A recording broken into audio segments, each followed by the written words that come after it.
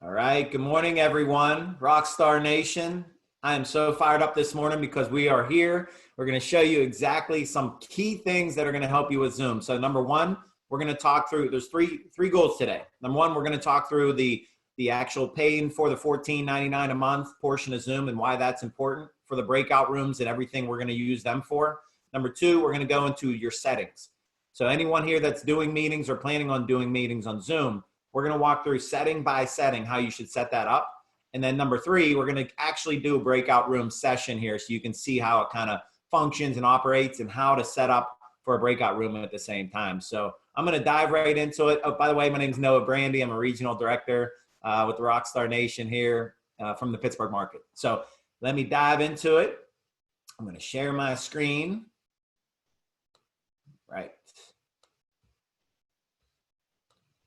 Excellent. So we are on zoom.us. So if you look at right on the main page, zoom.us, you see here just two selections over from the Zoom logo is plans and pricing. Click on plans and pricing. And what you'll see here with the Pro, the $14.99 option, that's what I would go for. Why? You know, don't do the free one. I mean, we all probably tried the free one. I did initially, and then I realized there was a lot of limitations. Here's why the minimum, the $14.99 purchase is what we need, right? So look down underneath of the free one, right where it says sign up, it's free. 3 lines down, it says 40 minutes limit on group meetings. Okay, this would have been fine prior to using breakout rooms, because think about it, we would do the presentation, you know, with the video, with testimonials, and we're done in 20, 25 minutes tops with everything. So that was fine. But now with the breakout rooms, we're going to take people, and you'll see exactly how we move them around here in a minute, but we're going to need more time. So the last thing you want is someone that's in the ready to get started room that's helping one of your new IBOs get started. They're right there when they're about to click the button to submit payment, and then the meeting room shuts down. Because that'll happen at 40 minutes, the meeting room just completely shuts off. You'll get a countdown, 1 minute countdown for that. But we don't even want to rush people to that level, right? So that's the main reason, guys and girls, is we want to make sure that we pay for the $14.99 a month. And anyone that's like myself, some folks on the call here that have meetings, physical meetings in your market, we were paying $10 every single week for Friday night leadership and Saturday training. So, you know, that bundle was $10 a week. So that's $40 a month. So when we look at what we're paying now to keep this online, it's the same overhead, right? It's $25 a month for our online store and all those capabilities that ACM provides us. And then $14.99 a month for this. In this tool, you will want to know exactly how to use these in and out to these breakout rooms. So make sure you go invest in yourself, invest in your business, and purchase the $14.99 a month minimum. Because some of the settings I'm going to go through here next, if you have the free one, you won't be able to set that up. So purchase it, and then on this playback, then go into this playback and watch the settings portion so you can make sure you can set every single thing up. Okay, that's number one. Number two, we're going to dive into the settings. So on the right side of the screen here, because I'm already logged in, you can see a picture of myself and my wife. I can click on that, click on my name, and it'll take me right into my back office, so to speak, with Zoom, right? So right here on the left panel, you'll see meetings, webinars, recordings, settings. We're going to click on settings. All right, and then you have 3 options at the top here: meeting, recording, or telephone. We're going to go into meeting. So these settings I'm going to show you is how I would recommend, and I'm talking with a lot of the leaders, this is what we recommend to set up your Zoom exactly like this. Because if we're jumping in and out of everybody's Zooms, we want to make sure we have the same flexibility at every single meeting. And we're not having to be limited by someone that didn't utilize, you know, a certain setting that was important for the breakout rooms. Okay, so first one, host video, participants videos, we turn them off. Why? Because when people come into the meeting, we don't want them to have to, you know, make it be disruptive, right? Because anyone have someone come in and they're trying to get their video or their phone set up right on their holder, and it's causing a distraction for everyone else that's watching that person come in. So we automatically have their videos off. Then we will ask them to turn their videos on. Audio type, telephone and computer audio, give them both options. Join before host, I have that turned off. Why? because we don't want guests to get in and start asking questions. Why are you here? What are you here for? Do you know anything about it? You know, and make a decision before they even get the chance to see it. So they have to wait for the host to open the meeting. And then this right here, use personal meeting ID, PMI, personal meeting ID, when scheduling a meeting. I use that. Why? Because what's great about this is we can have a running chart here right in front of our computer screen. I got Joel's meeting. I got Penny's meeting. I got Jeremy's meeting ID. So knowing that, you know, if I get a text message and I'm jumping off a call, and Joel, we do it all the time, where he'll shoot me a text, can you jump on now? So because I have his meeting ID written down, I can just, boom, I got it, I'm coming in. But if you're constantly changing your meeting ID, that'd be like we all value our phone numbers, right? How many times you ask someone, like, if you want to switch over to Flash Wireless, can I bring my phone number? Can I bring my phone number? I feel that way about my meeting ID, because it's becoming so common that we're using meeting IDs over and over again. So use your personal meeting ID whenever you start setting up the meeting. And if you want to know how to go in and adjust the settings for your personal meeting ID, right here, you see this blue underlined personal meeting room. You can click on that. That will let you go in there. And we have had people actually change the meeting ID that was automatically generated by Zoom and put their phone number. So your phone number can be your meeting ID. I'm not going to go into that level of detail right now, but just know that click on that personal meeting room and you can hit edit at the bottom and you can change some things around in that personal meeting room. Okay, so obviously we're going to not talk too much about the ones that are unchecked, except for the one at the top here. Require a password when scheduling new meetings. I'm deciding not to require a password. Zoom a couple weeks ago was forcing everyone to use a password. You know, why that's important, I guess, in some meetings, or when you're gonna have hundreds of people on, because, you know, we don't want people coming in and being disruptive into our meetings. But hey, if we're doing PBZs, we got 10, 15, 20, 30 people on, we don't need a password. I just don't like that extra step of someone having to put in a password. So I turn password off personally. Coming down here, mute participants upon entry. We want that on. Why? Because we don't want to have the disruptions again. You know, someone comes in and they're rustling around. We can hear it. It disrupts from the meeting, disrupts from the speaker. So mute them automatically. And then the upcoming meeting reminder, that right there is just, we'd like people to know that the meeting is coming up. So turn that on. Scrolling down, we don't want the chat, private chat. We don't want people to start conversations going into the chat, because can we agree, we all start looking down at it. If we see it coming up, we're looking down at it. Now we're all not paying attention to 3 to 20%, $200, you know, the important things we want our guests to see. So don't turn chats on. Coming down here, feedback to Zoom. Yes, I just always send back feedback to Zoom. It doesn't hurt to give them as much information as possible. Turn the co-host on. The co-host is important to be on. Why? You'll understand it here in a little bit, but we can make, me as the host of this meeting, I can make anyone on the call a co-host. And just for one example, I like to have someone operate the mute button, right? So you'll see us get on the major calls and we'll have multiple co-hosts. Now you'll understand why, because, you know, Pat will ask me, hey, can you work the mute buttons for this call? Absolutely. Or you want to do a testimonial? Absolutely. So, you know, for the breakout rooms, I like to make the heads of the other rooms a co-host, give them the flexibility to be able to jump from room to room. That's what you can do as a co-host. So that right there, we'll talk a little bit more detail. The rest of this, they're all turned off. Screen sharing, this is important. Turn screen sharing on. Who can share? Host only or all participants? I do all participants. And who can start sharing when someone else is already sharing? Host only. So why do I do all participants for who can share? Because say we're in a room, we're in the customer room, and someone wants to sign up for energy, they got to click, click, click, and submit at the end of that, right? We can't, you know, based off of how the rules are, they got to do it themselves. So we can walk them through, click and click and click, and putting everything through their storefront, or sorry, their, you know, the host storefront.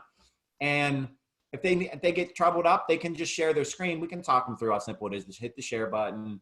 All right, click on that. Let me see what you're looking at. So I like to give them the flexibility to be able to share. Same thing with signing up for IBO. If they're in the ready to get started room and they're having trouble putting in their information, listen, some of us, you know, if I have Kevin Shriver in a meeting that I'm having today for someone in a different team of mine, they're not going to know Kevin from a can of paint. So they're not going to want to say, okay, Kevin, here's my social. I say they're not going to, but you know, we're trusting people, trustworthy people. And, you know, a lot of people will be fine with that. But you got 3, 4, 5 people and they're ready to get started, they might not be that comfortable.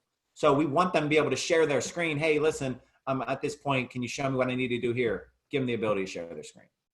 And then host only can take that screen back at any time. So that's those. Okay, annotation, whiteboard, turn those off. We don't want someone drawing on the screen while we're actually getting things rolling. Keep those turned off. Down at the bottom here, allow participants to rename themselves. Turn that on. You know, ideally, we want them to hover over themselves and change their name. If they have iPhone or they have a phone number, you know, or their Samsung Galaxy S9 25G, like we want them to put their name in there so we know who they are.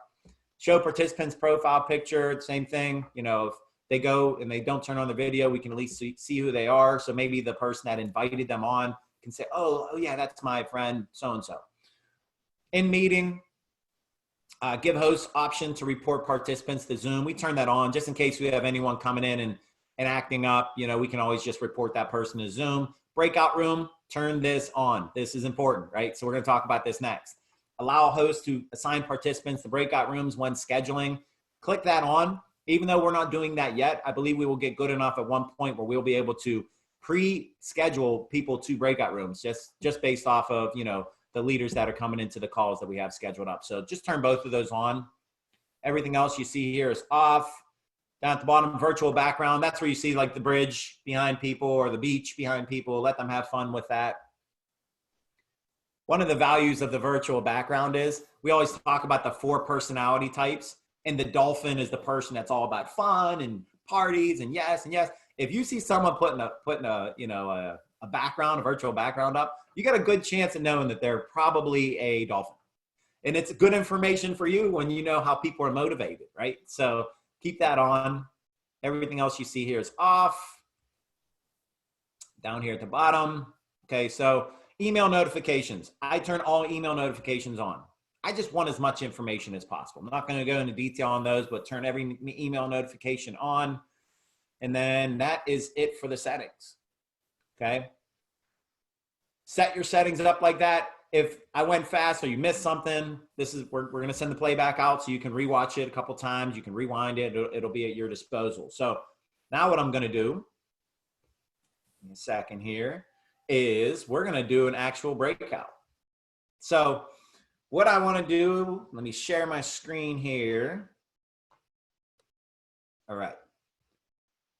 Share this, turn that on. Here we go. Okay, everybody. So,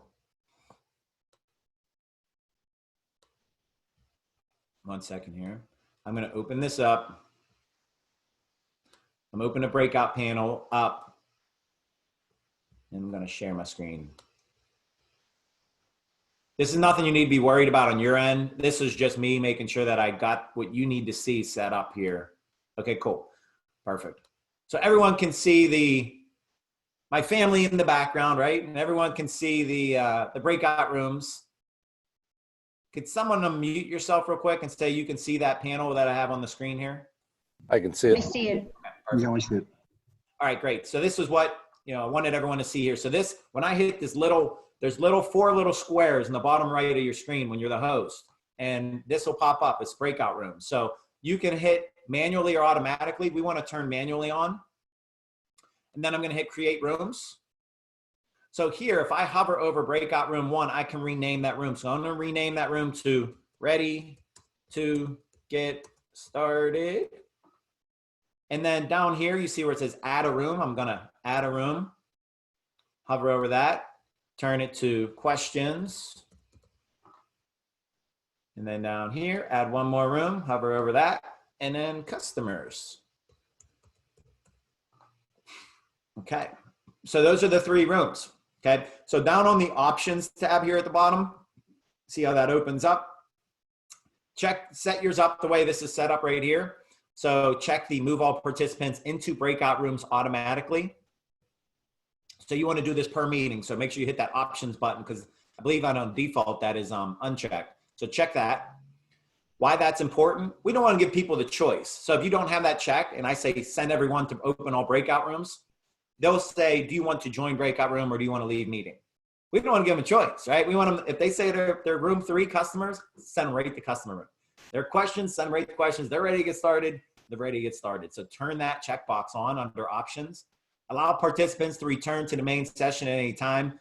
You can turn that on. I don't really see any value in turning it off right now. Maybe we'll change our minds down the road here. Countdown after closing breakout room. So there's obviously options here in this drop down up to 120 seconds. So we give them an opportunity after we close out the breakout rooms to pop back to the main screen. We give them 60 seconds. There's no issue really there either. So, oh, I'm sorry. There is potential value here, and breakout rooms close automatically after so many minutes, right? So let's say it's 9:30 a.m. and I have a 10 o'clock Zoom on this same meeting ID, right? Coming up at 10 o'clock. So what I can do, oops, sorry, I had an alert pop up. So what I can do is say I want to end this at 9:55 at the latest. I can change that breakout rooms close automatically after 25 minutes. So when I hit open all breakout rooms, there'll be a 25-minute countdown where you'll see, not the countdown from 25, but you'll see it, 3 minutes out, 2 minutes out, 1 minute out. You'll get a 5-minute warning. So that way you can kind of know, hey guys, we got to move. We got to wrap this up. That way we can stay in line for getting ready to our next meeting. So this is exactly how you want to set this up. If you want to turn that on, knowing that you got another meeting, you can check that on. Notify me when time is up. You can check that on. It all just depends on how your meetings are lined up for the day. So that's the options. So what I'm going to do here is assign. So I'm going to assign Jeremy Kyle, said he's ready to get started. We're going to put him in room 1. John Hamlin, Joel, we're going to put them in room 2. They got questions. Kevin Shriver, Penny Jones. So let's look at it this way, guys. Joel Hulk is a regional director. He said, you know what? I'll go in the questions room. I'll help people get started. Or do the close and show them how to get started. Kevin Shriver's is a regional director as well, but he can answer some great questions. He just passed 100 customer points. I know on the call he has the most customer points in my team. That's on this call. So absolutely, I'm going to put him into the customer room to answer Penny's questions.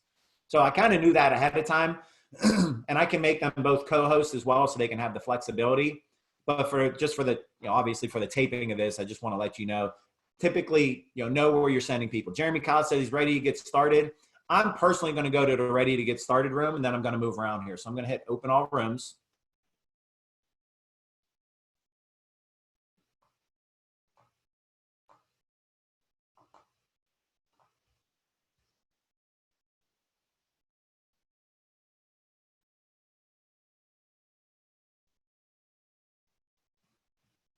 Okay, I'm going to stop share my screen real quick. Okay, so everyone can see that I'm the only one here in the main room. I know you can't see my screen here, but the panel that I had up, but on the top here, because I'm the host, it says I can join Jeremy Kyle, I can join the questions room, I can join the customer room. I'm going to go in here first. I'm going to hit join. It says join ready to get started. Yes.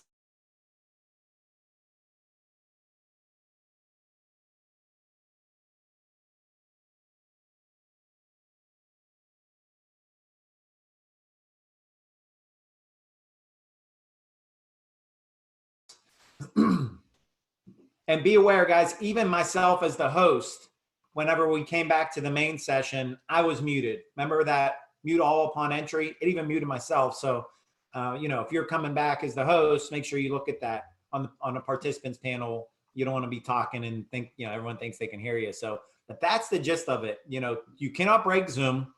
Schedule a meeting. Maybe have a couple friends, maybe a couple family members plug in, do breakout rooms. Because the power for us to get to 20,000 reps a month is lying within the breakout rooms. That's the simplicity of it. So don't overthink this thing. Just do. We're going to get things rolling here. I appreciate everyone for your time. Thank you for being participants. I know we all have 9:30 calls that we're going to jump on here with our ETLs to get them fired up for the day. So then we got to jump onto the ETL call at 9:55. So thank you, everybody. I'm going to stop the recording now. Appreciate it. We'll see everybody a little bit later on today.